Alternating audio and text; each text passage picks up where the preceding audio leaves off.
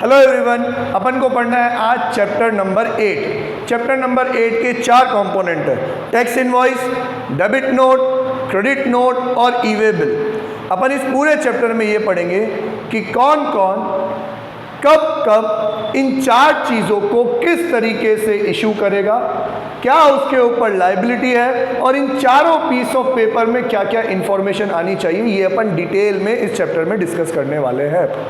अच्छा, इस चैप्टर का एक मेजर पार्ट अपन ने पहले ही पढ़ लिया टाइम ऑफ सप्लाई में, chapter number 4। Time of supply में हमने क्या पढ़ा कि भैया कब कब सप्लाई मानी जाएगी और सप्लाई कब मानी जाएगी, उसका पहला पैरामीटर क्या था कि इनवॉइस कब इशू किया है। दोनों चीज़ देखते हैं कि असल में सप्लाई कब हुआ, इनवॉइस कब इशू हुआ, आपने पेमेंट कब हुआ। इन चारों क्राइटेरिया में से आपको एक चीज़ अर्लीस्ट चुननी होती थी कि भैया सप्लाई कब मानी जाएगी।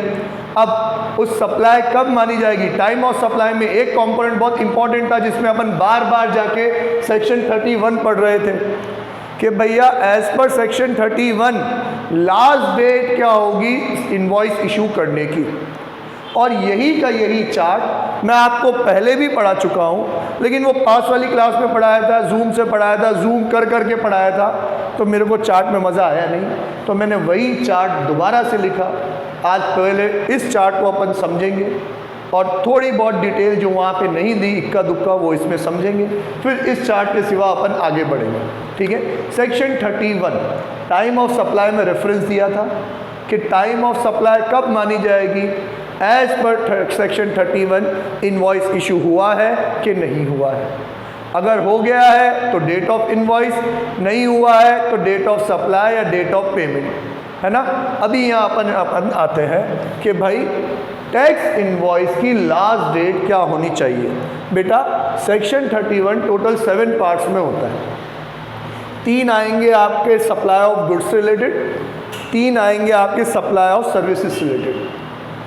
Sub section 1 normal supply of goods, normal supply of goods मतलब दोनों आ गया, इसमें फॉरवर्ड चार्ट भी आ गया, आरसीएम भी आ गया। तो सर फिर नॉर्मल क्या है बेटा, नॉर्मली मैंने गुड्स बेचे वो वाला है। दूसरा है continuous supply of goods, continuous supply मतलब चलता जा रहा है चलता जा रहा है, तुम्हारी डिमांड आती जा रही है, मैं सप्लाई करता जा रहा हूँ, तो इनवॉइस कब इशू करें। तीसरा क्या है इसमें, supply on sale on approval basis, कि मैंने तो आपको दे दिया, समझ में आया तो रखना, ही तो 10 दिन में वापस लौटा देना, तो वो अप्रूवल बेसिस पे इनवॉइस कब इशू करना है। सेम 3 चीज़ वहाँ गुड्स पे, 3 चीज़ यहाँ पे सर्विसेज में, कि सबसे पहले नॉर्मल सप्लाई मतलब वही फॉरवर्ड चार्ज और आरसीएम दोनों, then continuous supply, supply continuously चलती जा रही है। ठीक है, नेक्स्ट सप्लाई सीजर्स before completion, supply ceases before completion मतलब कि सर्विस अभी चली रही थी, बीच में कुछ डिस्प्यूट हो गया, मैंने सर्विस रोक दी, तो फिर मैं इनवॉइस कब तक इशू करूँ। तो मैंने आपसे शुरुआत में कहा इस सेक्शन के 7 सबसेक्शन, 7 में से यहाँ पे 3 कवर हो रहे हैं। 3 गुड्स के लिए 1, 2, 3 सर्विसेज के लिए 1, 2 और 3। सर 7वां कौन सा है बेटा, 7वां है, यहाँ पे थोड़ी सी फ्लैश आ रहा होगा लाइट का, सब सेक्शन 3। इसके लिए अपन सेपरेट चार्ट बनाएंगे।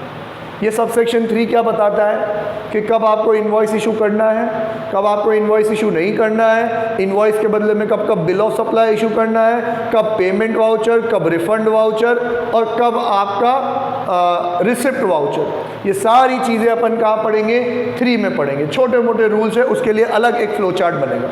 हाल फिलहाल 7 सबसेक्शन का जब ये 2 चार्ट पढ़ लेंगे तो इस पूरे 7 सबसेक्शन की एक लिस्ट भी बनाएंगे कि कौन से सबसेक्शन में क्या लिखा हुआ है। ये चीज़ मैं ऑलरेडी आपको पढ़ा चुका हूँ, तो थोड़ा सा स्पीडी वे में चलूँगा मैं। क्या कहता है ये कि टैक्स इनवॉइस कब बनाना है, बिल कब बनाना है, ये डिपेंड करता है भैया क्या सप्लाई किया आपने, गुड्स सप्लाई किया या सर्विसेज सप्लाई किया। भाई मार्कर नहीं है मेरे पास,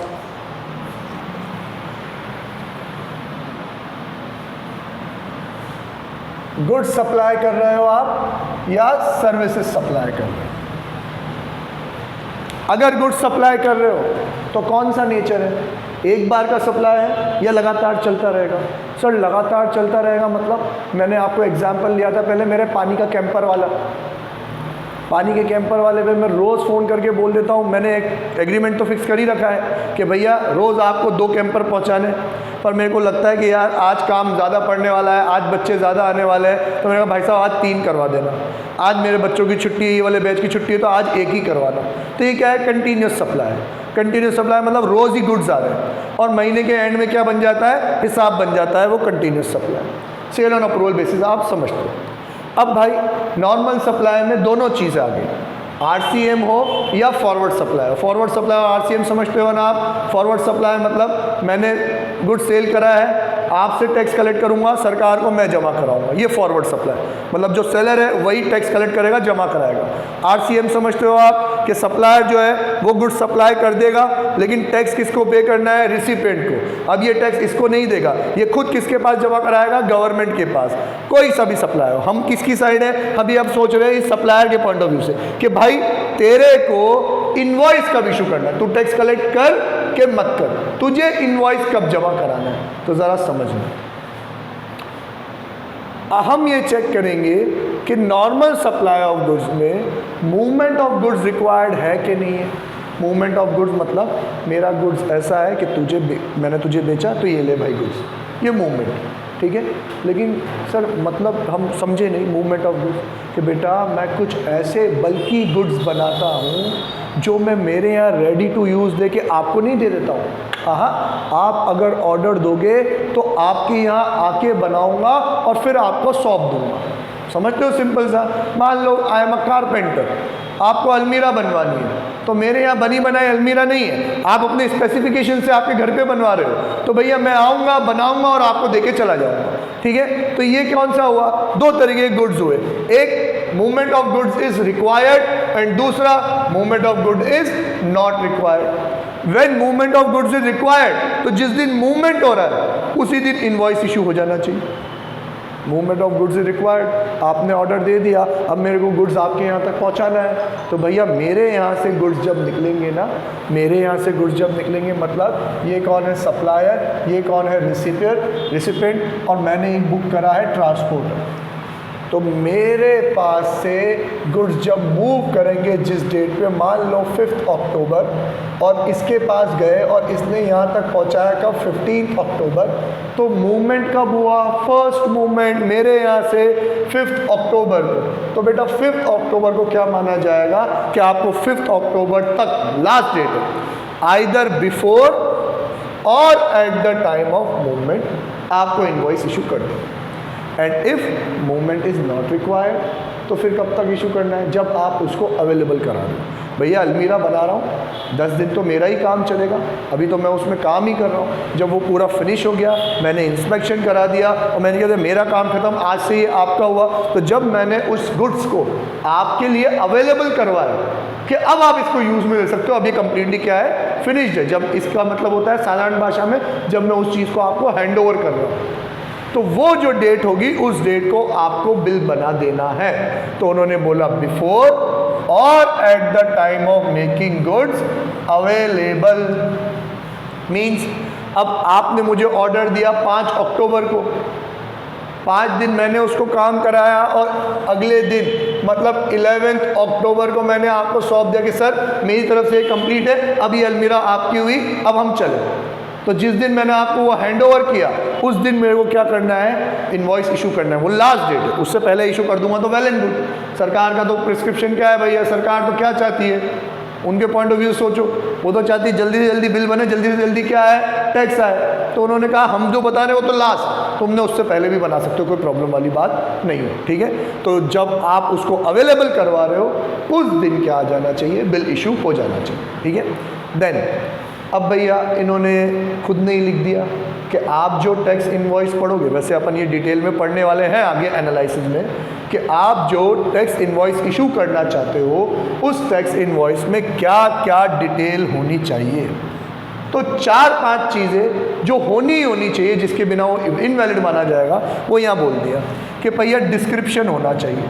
डिस्क्रिप्शन होना चाहिए मतलब जो आप टैक्स इनवॉइस इशू कर रहे हो उसमें उस गुड्स को क्या करना, आप डिस्क्राइब करना कि कौन से नेचर के क्या आप सप्लाई कर रहे हो। क्वांटिटी होनी चाहिए, कितनी सप्लाई कर रहे हो, वैल्यू होना चाहिए, कितने का सप्लाई कर रहे हो, टैक्स कितना चार्ज कर रहे हो उस वैल्यू पे, मतलब टैक्सेबल वैल्यू, टैक्स और फिर total value. Then such other details as may be prescribe, तो ये रूल में पढ़ेंगे अपन। सच अदर डिटेल्स क्या है, तो टोटल 12 या 16 चीज़ें, आई थिंक 12 चीज़ें हैं जो इसमें रिकॉर्ड होनी चाहिए। अभी आपको 4 ही बताइए, बाकी के 8 और बताना बाकी है।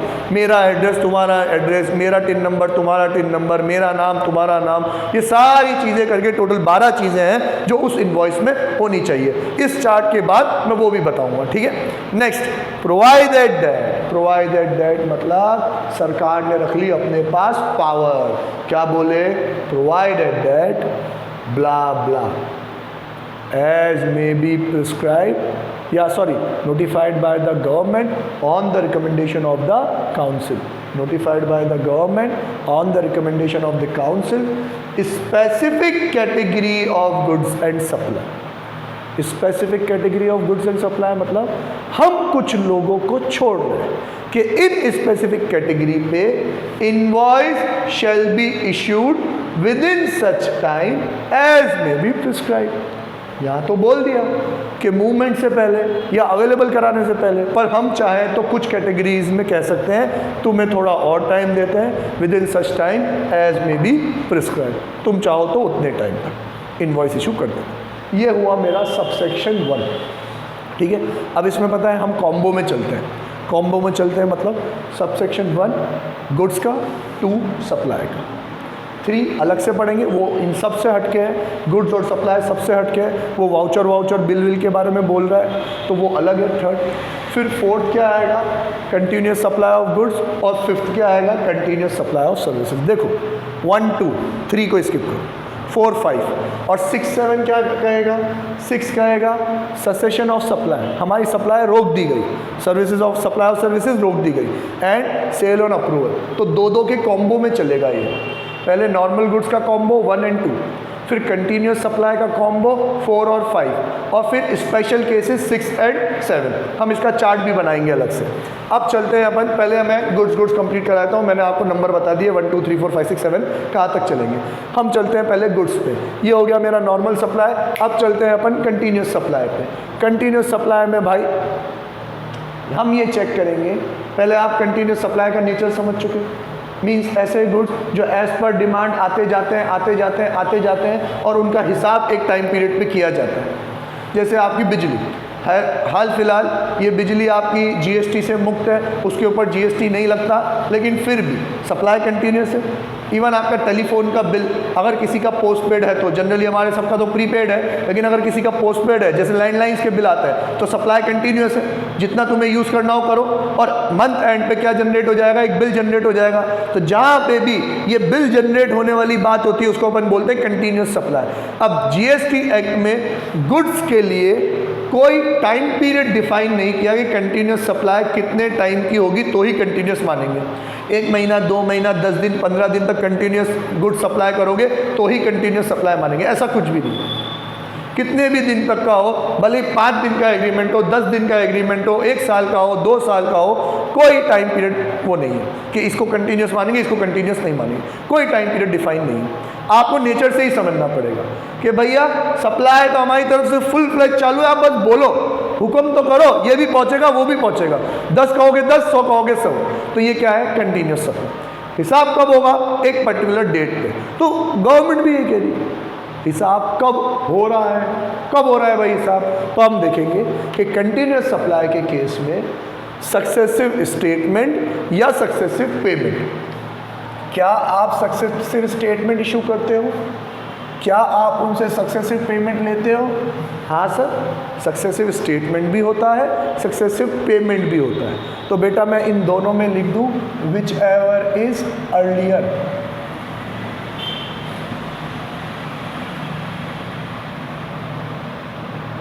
Which ever is earlier. Sir which ever is earlier मतलब जनरली पहले स्टेटमेंट इशू होता है, फिर पेमेंट किया जाता है। होता है कि नहीं होता?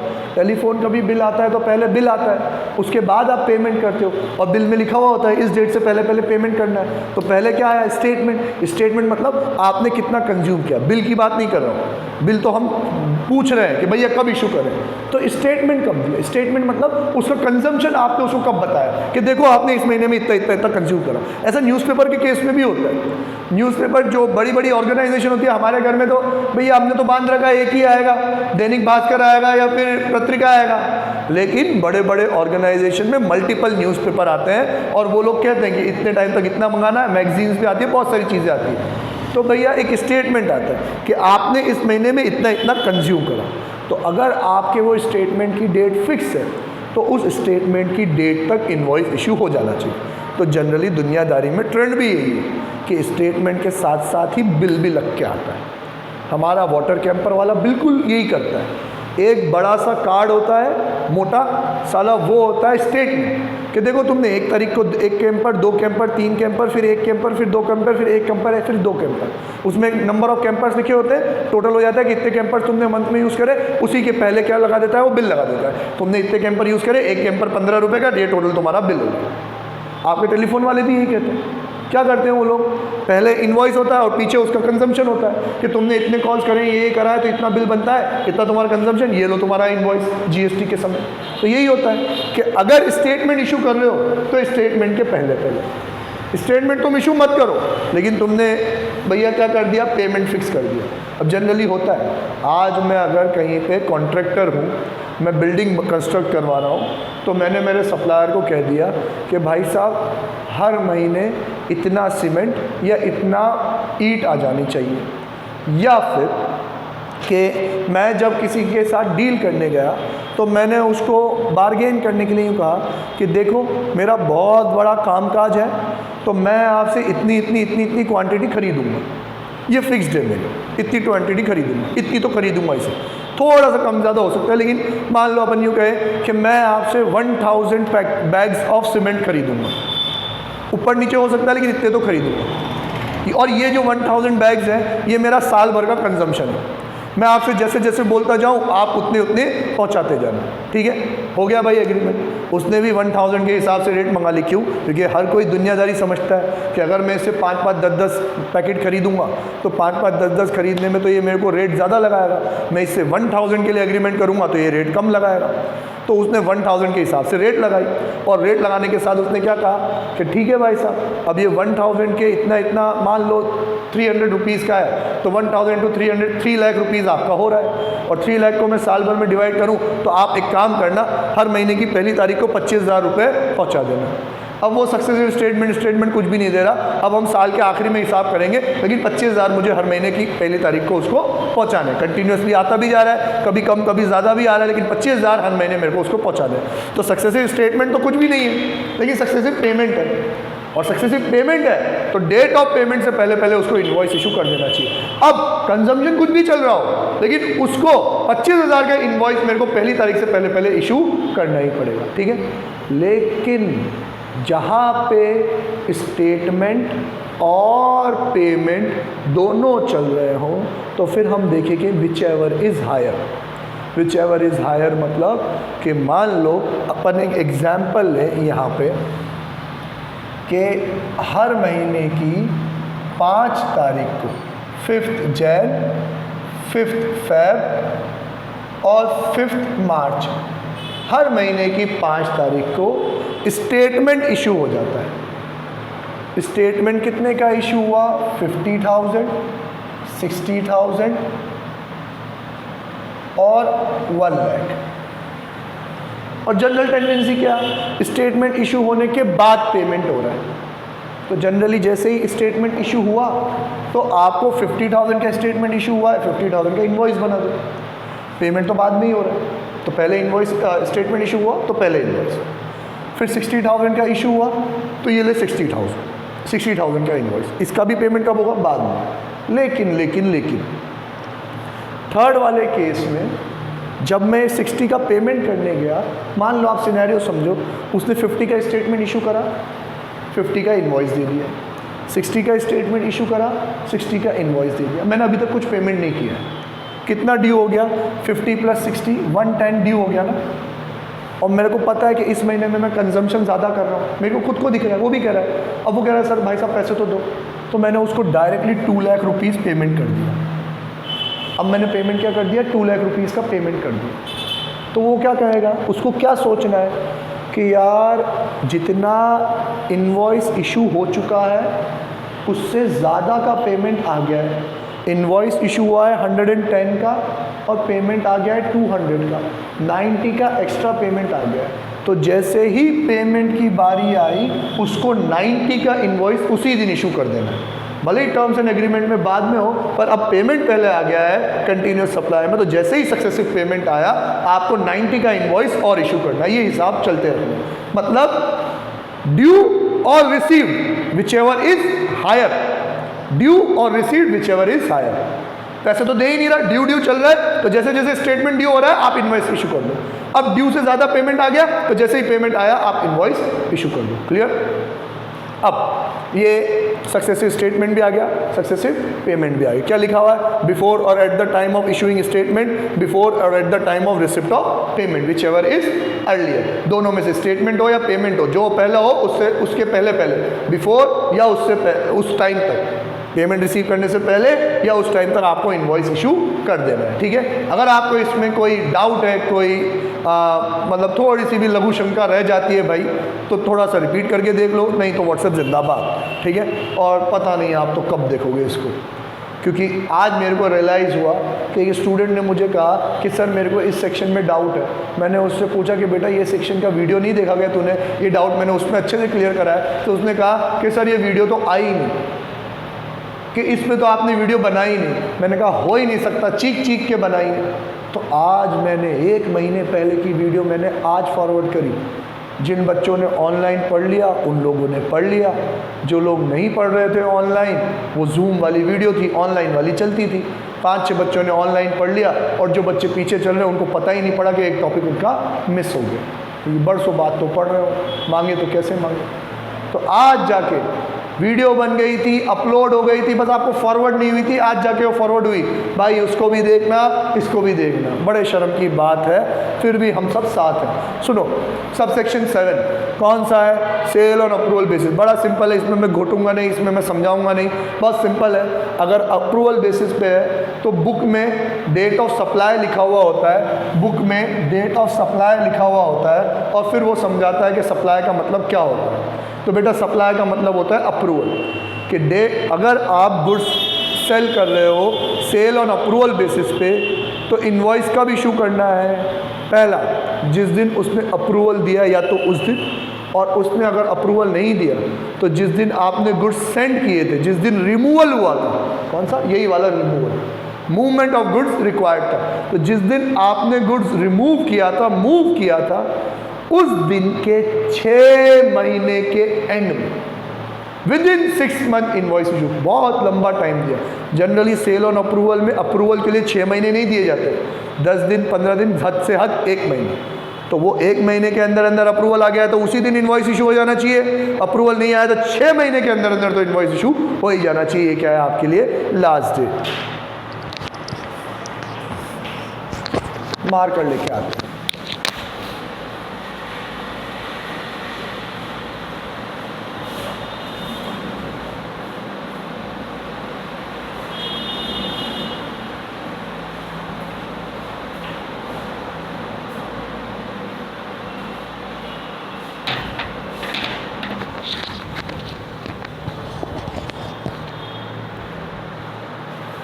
नेक्स्ट है आपका सप्लाई ऑफ सर्विसेज। यहाँ थोड़ा टाइम लगता है, अब इसमें टाइम नहीं लगेगा क्योंकि ये उसके ऊपर ही बेस्ड है।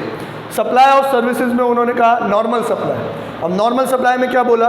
बिफोर और after the provision of services. आप सर्विस प्रोवाइड कर रहे हो ना, सर्विस प्रोवाइड कर रहे हो तो पूरी सर्विस प्रोवाइड कर दो ना, उससे पहले पूरी सर्विस प्रोवाइड कर दो उससे पहले but with in the prescribed period. अबे यार ये क्या पॉइंट हुआ? ये तो बहुत घटिया पॉइंट हुआ। ज़रा थोड़ा सा पढ़ो तो सही, एनालाइज तो करो, ये क्या पॉइंट हुआ? बिफोर और आफ्टर प्रोविजन ऑफ सर्विस। मतलब तू सर्विस प्रोवाइड कर रहा है, उससे पहले भी कर दे या उसके बाद में भी कर दे। तो तुमने रूल क्यों बनाया? जब मेरे को ही बोल दिया तू पहले भी कर सकता है बाद में भी कर सकता है, तो तुम्हारा रूल पढ़ाने का क्या मतलब है? काय का सेक्शन है? तो नल्ला सेक्शन, बेकार साला। नहीं, फिर बोला ना but with in a prescribed period. With in a prescribed period मतलब कि हम प्रिस्क्राइब करेंगे। सर कहाँ प्रिस्क्राइब करोगे? यही बोल दो ना, वहाँ भी तो बोला था मूवमेंट ऑफ गुड्स रिक्वायर्ड कि नहीं, अगर रिक्वायर्ड है तो मूवमेंट से पहले पहले, और अगर नहीं है तो मेकिंग अवेलेबल से पहले पहले। यहाँ भी बता बुझी तो नहीं बताएंगे भाई, ये थोड़ा टिपिकल है थोड़ा, तो फिर क्या करेंगे? एज में भी प्रिस्क्राइब। कहाँ प्रिस्क्राइब्ड है सर ये? बेटा ये प्रिस्क्राइब्ड है रूल 47 में। अपन ऑलरेडी मैं आपको बहुत डिटेल में पढ़ा चुका हूँ, फिर भी यहाँ पे कुछ एक्स्ट्रा बातें पढ़ानी है, इसलिए वो रिवीजन भी हो रहा है और एक्स्ट्रा भी पढ़ रहा है। क्या रूल 47 में प्रिस्क्राइब किया गया है कि कितने दिन के अंदर अंदर आपको इनवॉइस इशू कर देना चाहिए। तो क्या बोलता है? With in 30 days. Shabbir sir की ज़बान में बोले तो आम जिंदगी विद इन 30 डेज, और मेंटोर जिंदगी 45 डेज। किसके लिए? बैंक वालों के लिए। किसके लिए भैया?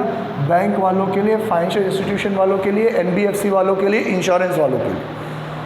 आपकी सर्विस प्रोवाइड करने से 45 डेज के अंदर अंदर, बाकी हम सब आम लोगों के लिए 30 डेज के, जिस दिन सर्विस कंप्लीट हुई उसके 30 डेज के अंदर अंदर इनवॉइस इशू हो जाना चाहिए। ठीक है, बाकी सबके लिए 30 डेज। इन 4 स्पेशल लोगों के लिए। 4 स्पेशल कौन है बेटा? अब मैं यहाँ लिख नहीं सकता, चलो लिखता भी हूँ। पहला है बैंक, दूसरा है फाइनेंशियल इंस्टीट्यूशन, FI लिखते हैं अपन, financial institution. Third NBFC, non banking financial institution. And fourth insurance company. इनके लिए 45 डेज है, और इनके लिए एक प्रोवाइजो और है, रूल में भी प्रोवाइजो कि अगर ये लोग अपने ही डिस्टिंक्ट पर्सन को सर्विस प्रोवाइड करते हैं तो उसके लिए फिर 45 डेज नहीं है, उसके लिए डिस्टिंक्ट पर्सन के लिए है एंड ऑफ क्वार्टर। क्या है बेटा? एंड ऑफ क्वार्टर से पहले पहले। इट मीन्स कि भाई अप्रैल में जून का एक क्वार्टर होता है, तो इन 4 लोगों ने मान लो अप्रैल में अगर सर्विस प्रोवाइड करी, किसको? अपनी ही किसी ब्रांच को, हेडक्वार्टर को, अपनी ही सेम पैन नंबर पे रजिस्टर्ड किसी और स्टेट में रजिस्टर्ड किसी और जीएसटी नंबर को। आप समझते हो ना डिस्टिंक्ट पर्सन किस किस को बोलते हैं? सेम पैन नंबर पे 2 रजिस्ट्रेशन हो तो आपस में क्या होते हैं? Distinct person. तो एक डिस्टिंक्ट पर्सन दूसरे डिस्टिंक्ट पर्सन को, इन 4 लोगों में कौन 4 लोग? बैंक, फाइनेंशियल इंस्टीट्यूशन, एनबीएफसी, और लास्ट आपका कौन है? लास्ट है आपका इंश्योरेंस कंपनी। ये 4 लोग अपने ही डिस्टिंक्ट पर्सन को प्रोवाइड कर रहे हैं सर्विस, तो जिस क्वार्टर में प्रोवाइड करी उस क्वार्टर की लास्ट डेट तक इनवॉइस इशू हो जानी चाहिए। तो ये मेरिट भी है और डीमेरिट भी है, ब्लेसिंग इन डिस्गाइज। क्या कि भैया एक तो बढ़िया बात कि अप्रैल में भी इशू करिए, तो अप्रैल में जून क्वार्टर कब एंड हो रहा है भाई? सर क्वार्टर एंड हो रहा है जून 30 को, तो जून 30 तक दे दो। लेकिन जून में ही प्रोवाइड करी तो मान लो 25 जून को सर्विस प्रोवाइड करी तो क्वार्टर का बैंड हो रहा है 30 जून, तो 30 जून से पहले पहले इनवॉइस इशू हो जाना चाहिए। क्लियर? दोनों केस बता दिए मैंने कि भैया सर्विस के लिए सेक्शन तो बेकार, लेकिन रूल शानदार। रूल क्या बोला? सर्विस प्रोवाइड करिए उसके 30 डेज के अंदर अंदर, 4 लोग 45 डेज के अंदर, 4 लोग तुम डिस्टिंक्ट पर्सन को दे रहे हो तो एंड ऑफ क्वार्टर के अंदर अंदर। डन? देन चलते हैं प्रोवाइडेड डेट, वापस पावर दे दी भैया, तुम लोग मत करना, चलो तुम्हें माफ़ किया, ठीक है, या तुम कुछ और इशू कर देना, चलो चलो चलो चलो और इशू कर देना। क्या बोला? Provided that notified by the government on the recommendation of the council, blah blah, any other document as invoice। चलो भाई तुम लोग इनवॉइस इशू मत करना है, कोई और डॉक्यूमेंट कर दो। क्या? अभी अपन पढ़ेंगे, वो सबसेक्शन 3 में पढ़ेंगे क्या डॉक्यूमेंट इशू करना है। Then tax invoice may not be issued at all. भाई तू गरीब, तू तो इशू करना ही मत, छोड़, माफ। क्या? टैक्स इनवॉइस की बजाय कोई और डॉक्यूमेंट इशू कर देना, या तुम लोग अब सर किस किस को माफ किया नहीं बताया भाई, छोड़ो, अपने सिलेबस में नहीं है, नोटिफिकेशन आया होगा तो आया होगा, या आया भी होगा कि नहीं आया होगा, आई डोंट नो, तो छोड़ो इन सबको कि चाहे तो मारे चाहे तो बख्श दो, तुम कुछ और भर देना, कुछ और इनवॉइस इशू कर देना, या तुम तो करना ही मत, छोड़ो भाई। आगे चलते हैं, कंटिन्यूस सप्लाई। अब भाई मैंने सब के लिए आपकी आइडेंटिफिकेशन के लिए सब में सेक्शन सबसेक्शन ब्लू में लिखा है।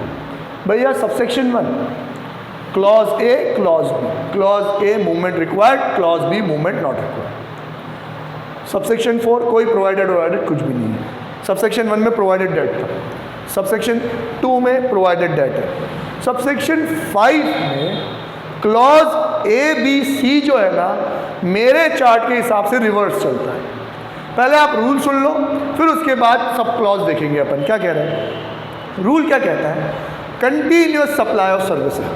मैंने वहाँ पे बता दिया कंटिन्यूस सप्लाई ऑफ गुड्स में नो टाइम पीरियड डिफाइंड। तो आप लोगों के वहाँ जगह मिले तो लिख देना नो टाइम पीरियड डिफाइंड, कि कुछ नहीं कह रखा कि इतने महीने का होगा तो ही कंटिन्यूस माने। लेकिन यहाँ पे टाइम पीरियड डिफाइन कर रखा है कितना, एट लीस्ट 3 मंथ्स। 3 महीने से ज़्यादा की सर्विस होगी तो ही कंटिन्यूस मानेंगे, नहीं तो कंटिन्यूस में नहीं आएगा। और अगर कंटिन्यूस में है तो हम ये देखेंगे due date of payment is linked with event. क्या पेमेंट की ड्यू डेट किसी इवेंट से लिंक्ड है? आप सर्विस प्रोवाइड कर रहे हो, कंटिन्यूस सर्विस प्रोवाइड कर रहे हो, पहले एग्रीमेंट हुआ होगा, तो एग्रीमेंट में पैसे रिसीव करना किसी इवेंट से रिलेटेड है क्या? मान लो मैं बिल्डिंग बना रहा हूँ, first floor, second floor, third floor, मैंने कहा फर्स्ट फ्लोर बन जाए तो इतना पैसे देना है, सेकंड फ्लोर बन जाए तो इतना देना है, थर्ड फ्लोर बन जाए तो इतना पैसा देना है। तो ये जो पेमेंट है ये इवेंट से लिंक्ड है, तो जिस दिन बन जाएगा उस दिन इन्वॉइस इशू करना है। बड़ा सिंपल है यार, तुम्हारी पेमेंट मांगने की जो शर्त है तभी इन्वॉइस इशू करना है, बिना इन्वॉइस के पेमेंट लेने नहीं जा सकते। तुम्हारा फर्स्ट फ्लोर बन गया, फर्स्ट फ्लोर का इन्वॉइस इशू करो, सेकंड फ्लोर बन गया, सेकंड फ्लोर का इन्वॉइस इशू करो, क्योंकि पेमेंट ड्यू होगी। नहीं सर ऐसा तो हमने कुछ तय किया ही, ऐसा कुछ तय नहीं किया तुमने, तो फिर हम यूँ कहेंगे ऐसा अगर लिंक्ड है तो yes date of completion of event, अगर लिंक नहीं है तो due date of payment is ascertainable. क्या आपके एग्रीमेंट में ड्यू डेट के लिए कोई और टर्म्स एंड कंडीशन है क्या, कि हर महीने इतना पैसा देना है या इतने इतने दिनों बाद इतना पैसा देना है? अगर ड्यू डेट असर्टेनेबल है तो बहुत बढ़िया बात है, जो ड्यू डेट है उससे पहले पहले इन्वॉइस इशू कर दो। नहीं सर ड्यू डेट नहीं है, हम तो नॉर्मल ठेकेदार बनाते जाते हैं, पैसा मांगते जाते हैं, हमारा पैसा खत्म हो जाता है जेब से तो क्लाइंट से मांग लेते हैं, तो कोई ड्यू डेट असर्टेनेबल भी नहीं है। No then date of actual payment, क्या लिखा हुआ है? Date of actual payment. उधर क्या था, अगर असर्टेनेबल है तो ड्यू डेट, नहीं है तो फिर जो एक्चुअल पेमेंट है उससे पहले पहले इन्वॉइस इशू करो। बट बिना इन्वॉइस लिए पेमेंट मांगने मत आ जाना, समझ में आया? तो अब ये क्लॉज ABC क्या कहता है, सेक्शन थोड़ा उल्टा चलता है, हमारे हिसाब से थोड़ा उल्टा चलता है। वो कह रहा है ड्यू डेट असर्टेनेबल है, यस तो चलो बिल बनाओ, नहीं है तो जब पेमेंट हो तब बनाओ। क्या आपका पेमेंट किसी इवेंट से लिंक्ड है? यस सर है, तो फिर जब इवेंट कंप्लीट हो जाए तब बिल बनाओ। क्लियर? चलो अब अगला चलते हैं अपन। ये भी कॉमन सेंस, साला कॉमन सेंस से बढ़ के कुछ भी नहीं है इस सेक्शन में। या तो फिर भी मेरे को थोड़ा इंटरेस्टिंग लगता है कि 30 डेज तुम अलग सोचोगे, कोई अगला अलग सोचेगा। यहाँ तो हर कोई कॉमन है यार, तो हर कोई सेम सोचेगा कि अगर आपने सर्विस प्रोवाइड करते करते करते बीच में ही रोक दी, नहीं करी सर्विस, साला पैसे दे ही नहीं रहा, काय को तुम कंटिन्यूसली सर्विस सप्लाई करे ही जाओ, भैया वो तो पैसे ही नहीं दे रहा। कंटिन्यूस सप्लाई हो के ना हो, मैं किसी की ऑडिट कर रहा था, कोई डिस्प्यूट आया, मैंने कहा ये चीज़ चेंज करो, उसने मना कर दिया नहीं करूँगा, तो मैंने कहा जब मैं ऑडिट ही नहीं करूँगा, बढ़िया से। तो अगर आप अपनी सर्विस करते करते बीच में स्टॉप कर दो, आइदर आपकी गलती या उसकी गलती, ससेशन ऑफ सर्विस, ससेस करना मतलब स्टॉप करना, cessation of service, supply ceases before completion, तो उस केस में जिस दिन आपने सीज किया है, जिस दिन आपने स्टॉप किया है, उस दिन आपको इनवॉइस इशू करना है। कितना करना है? जितनी आप सर्विस प्रोवाइड कर चुके हो उतना करना है। समझ में आया? जिस दिन आपने सप्लाई रोकी है उस दिन इनवॉइस इशू करना है। सर कितने अमाउंट पे? जितनी तुम सप्लाई सर्विस प्रोवाइड कर चुके हो उतने एक्सटेंड तक आपको बिल इशू कर देना। तो क्या लिखा हुआ है? Supply ceases before completion, date on which supply ceases, कौन सी डेट तक इनवॉइस इशू हो जाना चाहिए? लास्ट डेट कौन सी होनी चाहिए? Date on which supply ceases, invoice to be issued to the extent supply provide. कितने एक्सटेंड तक इनवॉइस इशू कर देना है? जितना आपने सप्लाई प्रोवाइड करनी है। डन? तो 7 में से 6 पर डालें, normal goods, normal services, continuous goods, continuous services, sale on approval और सप्लाई सीज। इस तरीके से मेरा सेक्शन 31 एक मेजर पार्ट कंप्लीट होता है। अब जो सेक्शन 31 का 3 है, इसमें भी 6 से 7 सब क्लॉज है, उसको भी अपन डिटेल में पढ़ेंगे, उसका भी वीडियो मैं हाथों हाथ बनाता हूँ। आज के लिए इतना ही, बाय, टाटा, सी यू।